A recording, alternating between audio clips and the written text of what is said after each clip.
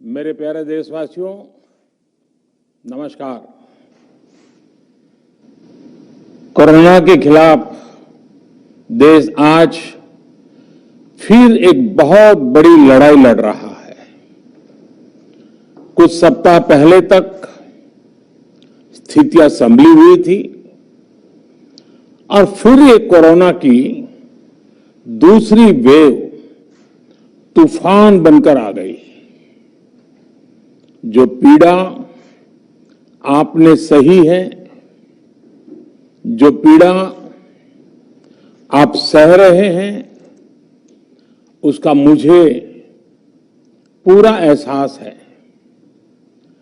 जिन लोगों ने बीते दिनों में अपनों को खोया है, मैं सभी देशवासियों की तरफ से उनके प्रति संवेदनाएं व्यक्त करता हूं। परिवार के एक सदस्य के रूप में मैं आपके दुख में शामिल हूं। चुनौती बड़ी है, लेकिन हमें मिलकर अपने संकल्प, अपने हौसले और तैयारी के साथ इसको पार करना है। साथियों, अपनी बात को विस्तार देने से पहले मैं देश के सभी डॉक्टरों, मेडिकल स्टाफ, पैरामेडिकल स्टाफ, हमारे सभी सफाई कर्मचारी भाई बहन, हमारे एम्बुलेंस के ड्राइवर्स, हमारे सुरक्षा बल, पुलिसकर्मी, सभी की सराहना करूंगा। आपने कोरोना की पहली वेव में भी अपना जीवन दांव पर लगाकर लोगों को बचाया था। आज आप फिर इस संकट में अपने परिवार, अपने सुख, अपनी चिंता छोड़कर दूसरों का जीवन बचाने में दिन रात जुटे हुए हैं। साथियों, हमारे शास्त्रों में कहा गया है, त्याज्यम न धैर्यम विदुरेपि काले, अर्थात कठिन से कठिन समय में भी हमें धैर्य नहीं खोना चाहिए। किसी भी परिस्थिति से निपटने के लिए हम सही निर्णय लें, सही दिशा में प्रयास करें, तभी हम विजय हासिल कर सकते हैं। इसी मंत्र को सामने रखकर आज देश दिन रात काम कर रहा है। बीते कुछ दिनों में जो फैसले लिए गए हैं, जो कदम उठाए गए हैं, वो स्थिति को तेजी से सुधारेंगे। इस बार कोरोना संकट में देश के अनेक हिस्से में ऑक्सीजन की डिमांड बहुत ज्यादा बढ़ी है। इस विषय पर तेजी से और पूरी संवेदनशीलता के साथ काम किया जा रहा है। केंद्र सरकार, राज्य सरकारें, प्राइवेट सेक्टर, सभी की पूरी कोशिश है कि हर जरूरतमंद को ऑक्सीजन मिले। ऑक्सीजन प्रोडक्शन और सप्लाई को बढ़ाने के लिए भी कई स्तरों पर उपाय किए जा रहे हैं। राज्यों में नए ऑक्सीजन प्लांट्स हो, 1 लाख नए सिलेंडर पहुंचाने हो, औद्योगिक इकाइयों में इस्तेमाल हो रही ऑक्सीजन का मेडिकल इस्तेमाल हो, ऑक्सीजन रेल हो, हर प्रयास किया जा रहा है। साथियों, इस बार जैसे ही कोरोना के केस बढ़े, देश के फार्मा सेक्टर ने दवाइयों का उत्पादन और बढ़ा दिया है। आज आज जनवरी फरवरी की तुलना में देश में कई गुना ज्यादा दवाइयों का प्रोडक्शन हो रहा है। इसे अभी और तेज किया जा रहा है। कल भी मेरी देश की फार्मा इंडस्ट्री के बड़े जो प्रमुख लोग हैं, उसके जो एक्सपर्ट लोग हैं, उनसे बहुत लंबी चर्चा हुई है। प्रोडक्शन बढ़ाने के लिए हर तरीके से दवाई कंपनियां की मदद ली जा रही है। हम सौभाग्यशाली हैं कि हमारे देश के पास इतना बड़ा मजबूत फार्मा सेक्टर है जो बहुत अच्छी और तेजी से दवाइयां बनाता है। इसके साथ ही अस्पतालों में बेड की संख्या को बढ़ाने का भी काम तेजी से चल रहा है। कुछ शहरों में ज्यादा डिमांड को देखते हुए विशेष और विशाल कोविड हॉस्पिटल बनाए जा रहे हैं। साथियों, पिछले वर्ष जब देश ने कोरोना के कुछ ही मरीज सामने आए थे, उसी समय भारत में कोरोना वायरस के खिलाफ प्रभावी वैक्सीन के लिए काम शुरू कर दिया था। हमारे वैज्ञानिकों ने दिन रात एक करके बहुत कम समय में देशवासियों के लिए वैक्सीन विकसित की है। आज दुनिया की सबसे सस्ती वैक्सीन भारत में है। भारत की कोल्ड चेन व्यवस्था के अनुकूल वैक्सीन हमारे पास है। इस प्रयास में हमारे प्राइवेट सेक्टर ने इनोवेशन और एंटरप्राइज की भावना का बेहतरीन प्रदर्शन किया है। वैक्सीन की अप्रूवल्स और रेगुलेटरी प्रोसेसेस को फास्ट ट्रैक पर रखने के साथ ही सभी साइंटिफिक और रेगुलेटरी मदद को बढ़ाया गया है। यह एक टीम एफर्ट है जिसके कारण हमारा Bharat 2 made in India vaccine के साथ दुनिया का सबसे बड़ा टीकाकरण अभियान शुरू कर पाया। टीकाकरण के पहले चरण से ही गति के साथ ही इस बात पर जोर दिया गया कि ज्यादा से ज्यादा क्षेत्रों तक, जरूरतमंद लोगों तक वैक्सीन पहुंचे। दुनिया में सबसे तेजी से भारत में पहले 10 करोड़, फिर 11 करोड़ और अब 12 करोड़ वैक्सीन डोज दिए गए हैं। आज कोरोना से इस लड़ाई में हमें हौसला मिलता है कि हमारे health care workers, frontline corona warriors और सीनियर सिटीजन्स के एक बड़े हिस्से को वैक्सीन का लाभ मिल चुका है।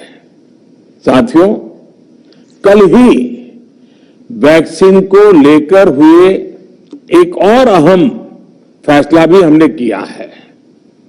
1 मई के बाद से 18 वर्ष के ऊपर के किसी भी व्यक्ति को वैक्सीनेट किया जा सकेगा। अब भारत में जो वैक्सीन बनेगी उसका आधा हिस्सा सीधे राज्यों और अस्पतालों को भी मिलेगा। इस बीच गरीबों, बुजुर्गों, निम्न मध्यम वर्ग के लोग 45 वर्ष की आयु के ऊपर के व्यक्तियों के लिए केंद्र सरकार का जो वैक्सीन कार्यक्रम चल रहा है वो भी उतनी ही तेजी से जारी रहेगा। पहले की तरह ही सरकारी अस्पतालों में मुफ्त वैक्सीन मिलती रहेगी, जिसका फायदा, जैसा मैंने कहा, हमारे गरीब परिवार हो, हमारे मध्यम वर्ग, निम्न मध्यम वर्ग के परिवार हो, वो उनका लाभ उठा सकेंगे। साथियों, हम सभी का प्रयास जीवन बचाने के लिए है, और जीवन बचाने के लिए तो है ही। प्रयास भी ये है कि आर्थिक गतिविधियां और आजीविका कम से कम प्रभावित हो। प्रयास का तरीका यही रखा जाए। वैक्सीनेशन को 18 वर्ष की आयु के ऊपर के लोगों के लिए ओपन करने से शहरों में जो हमारे वर्कफोर्स है उसे तेजी से वैक्सीन उपलब्ध होगी। राज्यों और केंद्र सरकार के प्रयासों से श्रमिकों को भी तेजी से वैक्सीन मिलने लगेगी। मेरा राज्य प्रशासन से आग्रह है कि वो श्रमिकों का भरोसा जगाए रखे। उनसे आग्रह करें कि वो जहां है वहीं रहे। राज्यों द्वारा दिया गया ये भरोसा उनकी बहुत मदद करेगा कि वो जिस शहर में है वहीं पर अगले कुछ दिनों में वैक्सीन भी लगेगी और उनका काम भी बंद नहीं होगा। साथियों, पिछली बार जो परिस्थितियां थी वो अभी से काफी भिन्न थी। तब हमारे पास इस वैश्विक महामारी से लड़ने के लिए कोरोना स्पेसिफिक मेडिकल इंफ्रास्ट्रक्चर नहीं था। आप याद करिए देश की क्या स्थिति थी। कोरोना टेस्टिंग के लिए पर्याप्त लैब नहीं, पीपीई का कोई प्रोडक्शन नहीं, हमारे पास इस बीमारी के ट्रीटमेंट के लिए कोई खास जानकारी भी नहीं। लेकिन बहुत ही कम समय में हमने इन चीजों में सुधार किया। आज हमारे डॉक्टरों ने कोरोना के इलाज की बहुत ही अच्छी एक्सपर्टीज हासिल कर ली है। वो ज्यादा से ज्यादा जीवन बचा रहे हैं। आज हमारे पास बड़ी मात्रा में पीपीई किट्स हैं, लैब्स का बड़ा नेटवर्क है और हम लोग टेस्टिंग की सुविधा को निरंतर बढ़ा रहे हैं। साथियों, देश ने कोरोना के खिलाफ अब तक बहुत मजबूती से और बहुत धैर्य से लड़ाई लड़ी है। इसका श्रेय आप सभी को, सभी देशवासियों को ही जाता है। अनुशासन और धैर्य के साथ कोरोना से लड़ते हुए आप देश को यहां तक लाए हैं। मुझे विश्वास है जन भागीदारी की ताकत से हम कोरोना के इस तूफान को भी परास्त कर पाएंगे। आज हम अपने चारों ओर देख रहे हैं कि कैसे कई लोग, कई सामाजिक संस्थाएं जरूरतमंदों तक मदद पहुंचाने में दिन रात जुटे हैं। दवाई पहुंचाना हो, खाने या रहने की व्यवस्था करनी हो, लोग पूरे मनोयोग के साथ काम कर रहे हैं।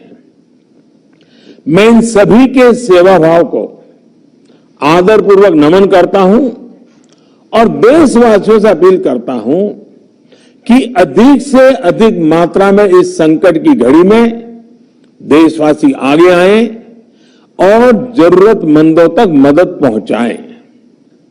समाज के पुरुषार्थ और सेवा के संकल्प से ही हम ये लड़ाई जीत पाएंगे। मेरा युवा साथियों से अनुरोध है कि वो अपनी सोसाइटी में, मोहल्ले में, अपार्टमेंट्स में छोटी छोटी कमेटियां बनाकर कोविड अनुशासन पालन करवाने में मदद करें। हम ऐसा करेंगे तो सरकारों को न कभी कंटेनमेंट जोन लगाने की जरूरत पड़ेगी, न कर्फ्यू लगाने की जरूरत पड़ेगी और लॉकडाउन का तो सवाल ही नहीं उठता है, आवश्यकता ही नहीं पड़ेगी। स्वच्छता अभियान के समय देश में जागरूकता फैलाने के लिए मेरे बाल मित्रों ने बहुत मदद की थी। छोटे छोटे बालक 5वीं, 7वीं, 8वीं, 10वीं में पढ़ने वाले, उन्होंने घर के लोगों को समझाया था, मनाया था। उन्होंने बड़ों को भी स्वच्छता का संदेश दिया था। आज मैं फिर अपने बाल मित्रों से एक बात विशेष तौर पर कहना चाहता हूं। मेरे बाल मित्र, घर में ऐसा माहौल बनाइए कि बिना काम, बिना कारण घर के लोग घर से बाहर न निकले। आपकी जीत बहुत बड़ा परिणाम ला सकती है। प्रचार माध्यमों से भी मेरी प्रार्थना है कि ऐसे संकट की घड़ी में वो लोगों को सतर्क और जागरूक करने के लिए जो प्रयास कर रहे हैं उसे और बढ़ाएं। इसके साथ ही इसके लिए भी काम करें कि डर का माहौल कम हो सके, लोग अफवाह और भ्रम में न आए। साथियों, आज की स्थिति में हमें देश को लॉकडाउन से बचाना है। मैं राज्यों से भी अनुरोध करूंगा कि वो लॉकडाउन को अंतिम विकल्प के रूप में ही इस्तेमाल करें। लॉकडाउन से बचने की भरपूर कोशिश करनी है और माइक्रो कंटेनमेंट जोन पर ही ध्यान केंद्रित करना है। हम अपनी अर्थव्यवस्था की सेहत भी सुधारेंगे और देशवासियों की सेहत का भी ध्यान रखेंगे। साथियों, आज नवरात्रि का आखिरी दिन है।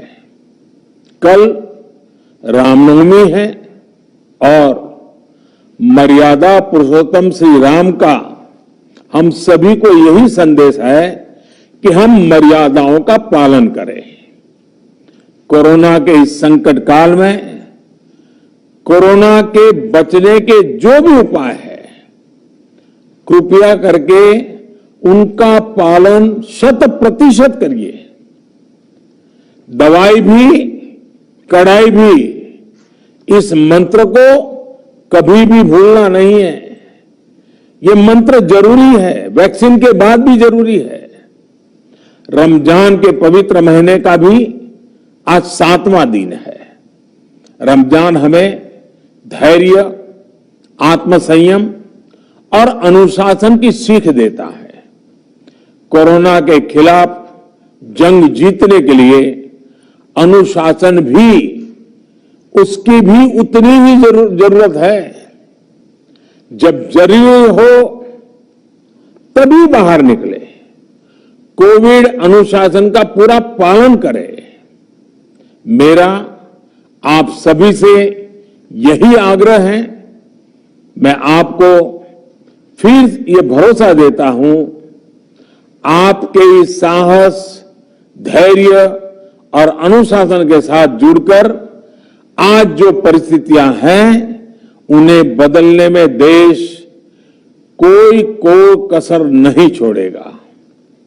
आप सभी स्वस्थ रहें, आपका परिवार स्वस्थ रहे, इसी कामना के साथ मैं अपनी बात समाप्त करता हूं। आपका बहुत बहुत धन्यवाद।